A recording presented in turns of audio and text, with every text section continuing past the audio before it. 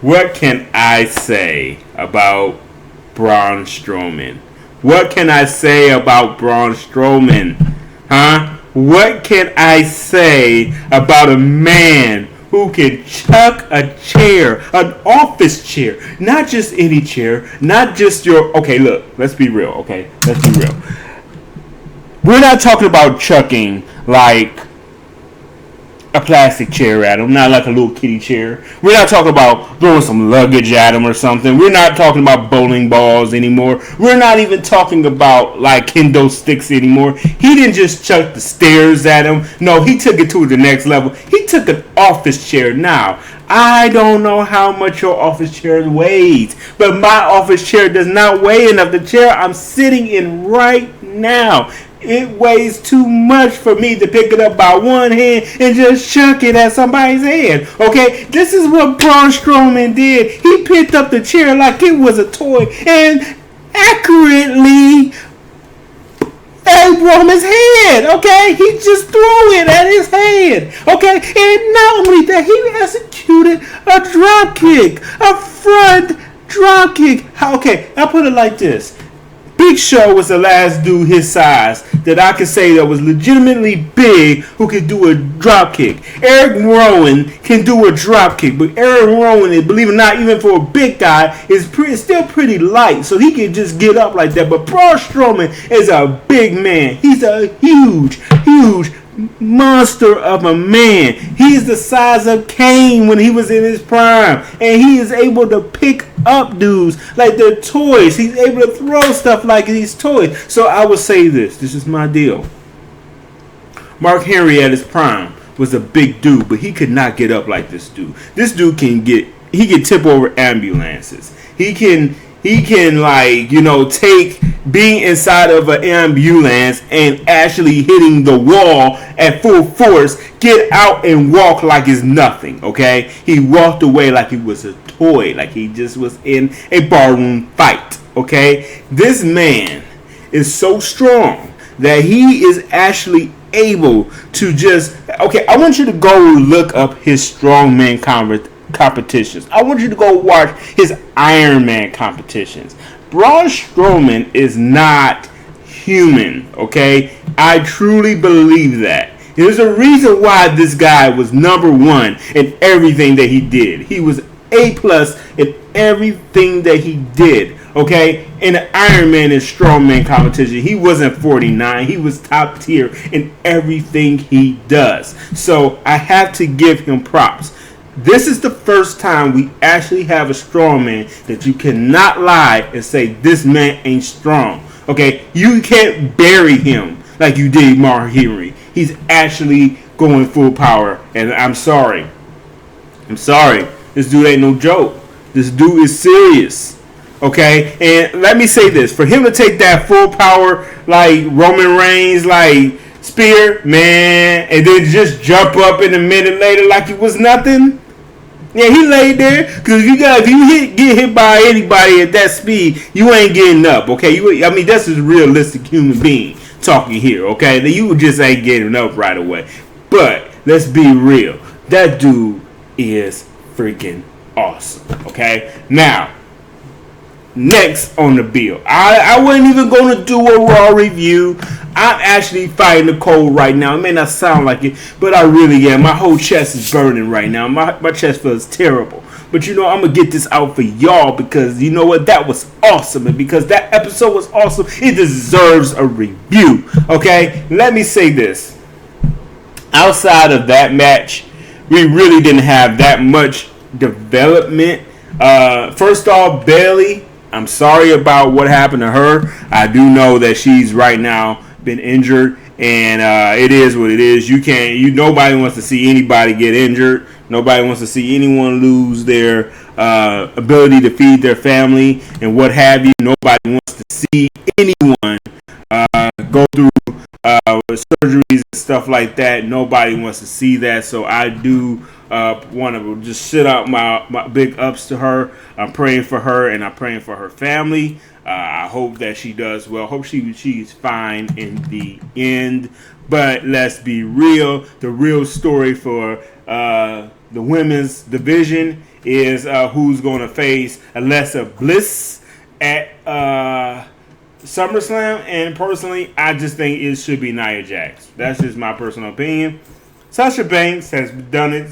She's like Charlotte Flair. They both held it a lot. They passed it between each other for a good year almost. It would just be nice to see someone like Sasha or, someone like Nia or even Tamina hold a belt, because it gets away from the same little girl trope. Only the little cutesy girl can hold the belt. No one big and bad since China has held the belt. Let's be real. No one. Even Jazz, who was really kind of a strong woman, if you want to say. She was a very built, very stout woman. But she was not, by any stretch of the imagination, she was not a big woman. You know, she wasn't heavy set. She wasn't tall. You know, she wasn't like Awesome Kong, who could have done it, but she wasn't there long enough. So I think, in my opinion, I would like to see Nia Jax or Tamina hold the belt, and it would be nice if it was Nia, because I think Nia is unstoppable technically if you put her in a real ring, in a real match with these girls. Next on the card, because like I said, I really wasn't going for I'm not going in any particular order. I'm just going to talk about it. Since it's 3 hours, I'm trying to do this real fast. That one dude, Angle's son, I'm not going. You can put his name down in there. I'm not going to talk about that.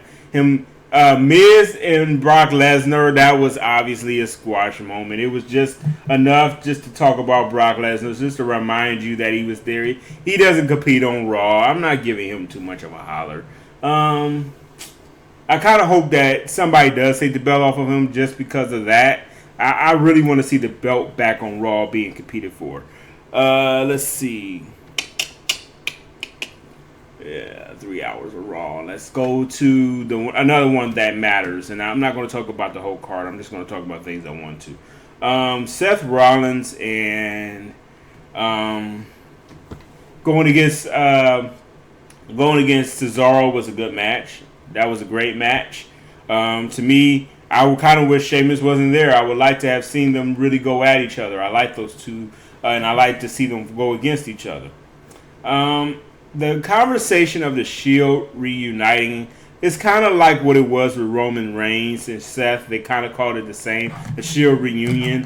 And I think that's him burying the hatchet like he did with Roman Reigns. This is another natural Seth Rollins belt of trying to redeem himself for being whatever he was when he was with Triple H. So I think that's going to kind of bring him back into the conversation for the belt. Kind of a long road to ruin, basically. I wouldn't be surprised if they go in the other direction of making it a Shield member versus Shield member to kind of get over what happened between the two of them 3 years ago. I wouldn't be surprised by that. I wouldn't be surprised if we see the Shield completely reunite at SummerSlam. I wouldn't be surprised by that. If the full reunion happens. It's doomed to happen. It's bound to happen sooner or later. They can't keep them apart if they're going to keep them all on the same show, because people are going to wonder why aren't they pairing up. It's inevitable, you know. So let's just see what happens. I don't know if it's going to be today, 2 years, 2 weeks from now, a year from now. Who knows? Another big conversation is, let's see. There was no Hardys tonight. No brokenness, and I think, or awokenness, however you want to say it. I think they're holding back on that personally. I don't know when. I don't really know where, but they're going to pretty much probably let that conversation happen. I'm hoping that it happens within the next 6 months to next 6 weeks, I should say. And that's 4 weeks. Who knows? We might see more of that. I think they may show up at SummerSlam, and I think that's where you're going to see them come up as the broken Matt Hardy or the awoken Matt Hardy and Brother Nero. I wouldn't be surprised, or Deacon Nero, whatever you want to call him, Pastor Nero, whatever. They're going to come up with something to kind of give them a chance to figure that out. And I think that's why you don't see them on TV as much, because they're trying to figure out that conversation. Um, I don't see them really on the revival and them having a big feud. I think they're going to pretty much squash that before then, and probably put them back into the tag team conversation. I wouldn't be surprised, and don't be surprised if they're not at SummerSlam. Okay, I wouldn't be surprised if they get to SummerSlam and say, you know what, no Hardys, there's nothing there for you. But have them kind of, let that be part of the storyline that kind of builds that conversation back up. Like what happened to the Hardys. We're angry that we were left off of it. We're waking up to the idea that you don't care about us.